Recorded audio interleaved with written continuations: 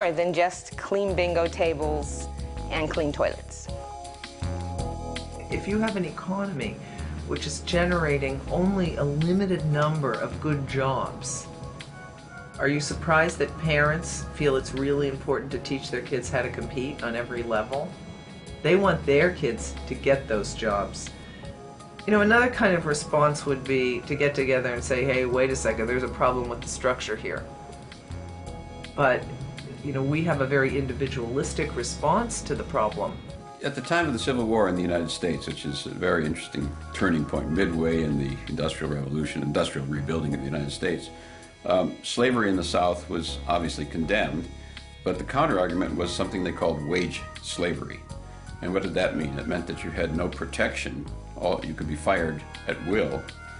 Without a job, you could be thrown out on the street, and you were a wage slave was the term. The 13th Amendment, which says you cannot treat a human being as a commodity for buying and selling. And the new economics is you can no longer buy or sell labor, but you can rent it. So the wage is you're renting somebody. The word job was invented in the industrial age in England. It didn't exist before. And it describes a pile of things that one does for money. Work is a very, very old concept. And work is something you do because you're passionate about, or because you're good at it, or because that's what you love doing. A job is specifically something you do for pay. Pay in national money, to be precise. Tell me, why are you interested in this job? I need a steady job, Mr. Wiley, with a chance to go places. People like Woodrow Wilson and Abraham Lincoln said that if America became that sort of society, the society in which everyone became, the vast majority became wage laborers or wage slavery as they used to call it, we would lose the freedoms that made America great. If you, say, were in such conditions of duress, you know, that you just couldn't survive except by being a slave, you might sign a contract that says, okay, I'll be your slave. That's by your own free will. I mean, are we going to take that seriously? I mean, you know, under some pathological assumptions, I suppose. We live in an economy which takes 80% of each new generation and educates that 80% to obey orders and to endure boredom, and stifles their creativity, and stifles their capacities, and curtails them. They are systematically crushed by a system which does what? Which fills slots. And 80% of the slots need people who just do rote, tedious, repetitive labor, at least at work, and therefore are acclimated to doing that. Most of my jobs I've never really liked. I've never said, this is great, I can't believe I'm getting paid to do this. Yeah, there was a job I really, really despised, but the money was really good. It wasn't the job that I wanted, you know, and my daily life and my work experience was just not making me happy. I mean, you could say, you know what, this is a terrible job, I don't want to do it. It's a free market, you have total choice to not show up under these terrible conditions. At the same time, if you don't, little problem here, you're not going to eat, and your family isn't going to eat. And that's why people do it. Yeah, I really hated that job.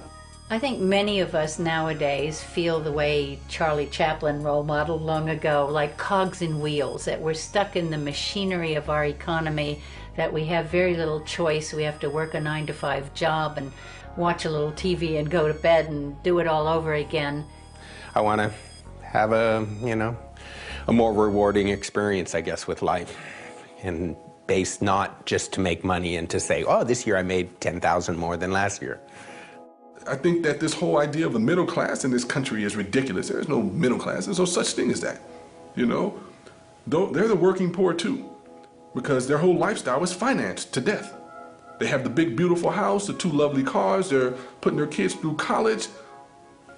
But if they get fired from their job, all of that stuff is over. I've always been kind of a cynical person, so I guess to me, doing jobs to just support yourself is just pretty much what life is about. It's that we do the work we do so often simply for the money. Now, since we're all chasing this money around, it utterly patterns our society. So hardly realizing it, they come into their purchasing stage and are off on a wild, non-stop ride.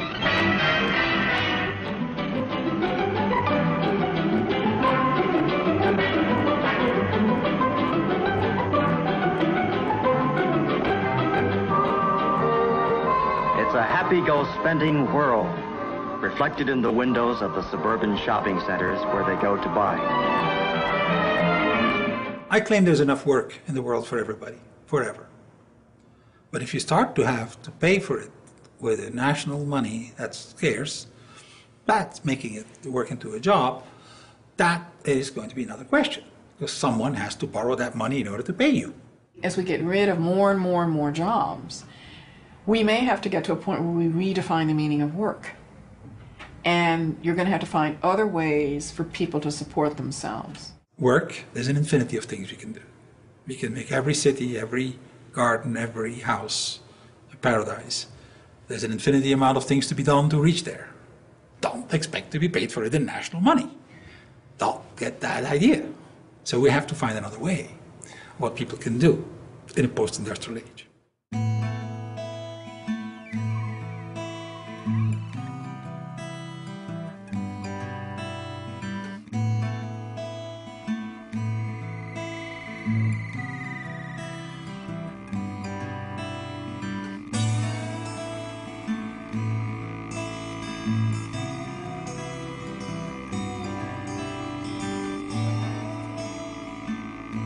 One of the things about local currency, I think that a lot of people are embracing it because they're starting to understand more about our federal economic system. Federal reserve notes don't necessarily serve the best interest of local communities, and local currency can help tip the scales back into that mindset. For some people, if they have river hours and they don't have federal money, we felt like, well, that's fine, we will take them. And it works for us because we have employees here who are willing to be paid in river hours. My name is Mark England, and I'm a registered nurse, and I'm the Director of Clinical Services here at La Clinica. We're not a free clinic, we expect payment, but we also work with people because we understand that people also need to buy food and shelter and other things to keep themselves alive as well. We don't seek to replace federal money in our communities at all. We are hoping to facilitate more exchange beyond what's possible with federal dollars. It's another kind of faith and another kind of currency, and it's faith in your neighbors, it's faith in local business, it's faith in your region and what it can offer you, and that there is true wealth there to be had. Not many of us remember that this country was built on decentralized issue of currency. By and large, what it meant was that the various regions of the United States could develop in a decentralized way according to the resources and the skills that they had in that region. And that's what created the great diversity and economic wealth of this country.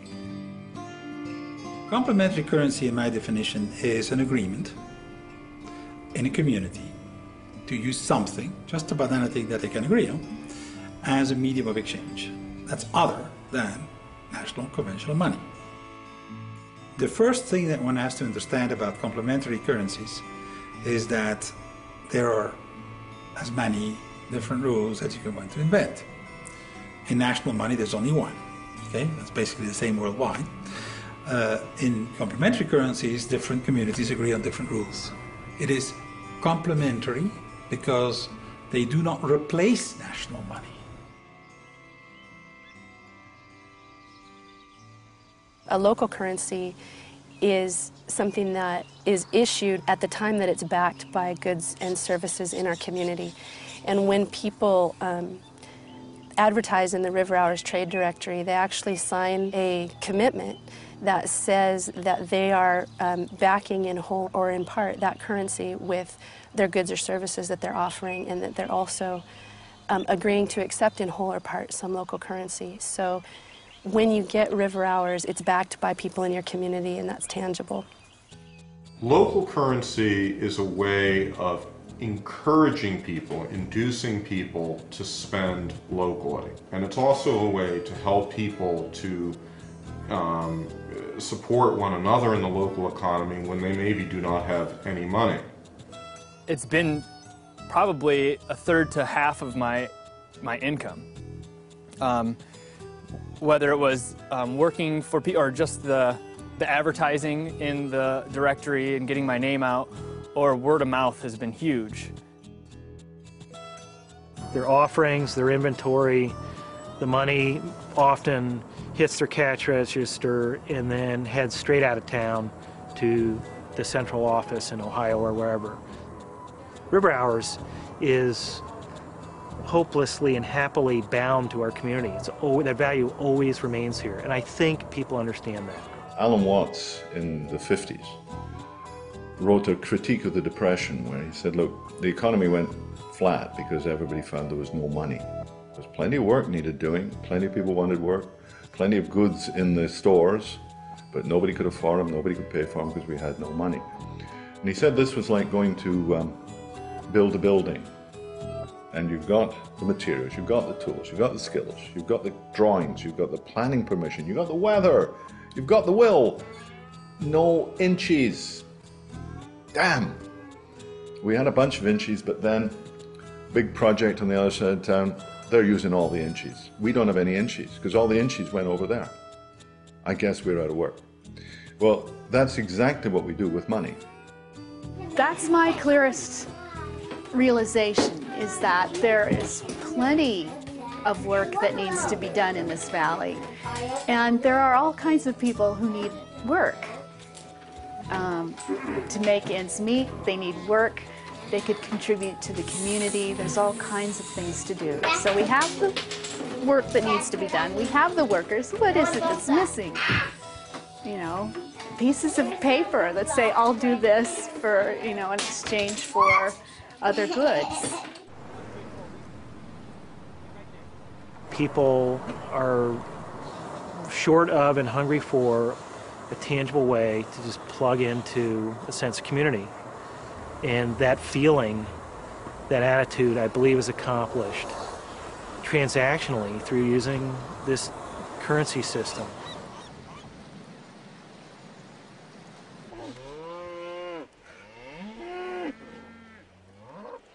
Once they get the concept that, you know, we can spend the money here and it stays here and it helps out our school system and our children and our future and everything, people really get a hold of it again.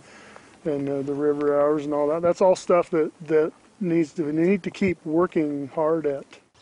I think it's exciting. I think river hours isn't going anywhere. You know, I think it's only going to continue to bring people together and to get people talking. I'd like to say right now that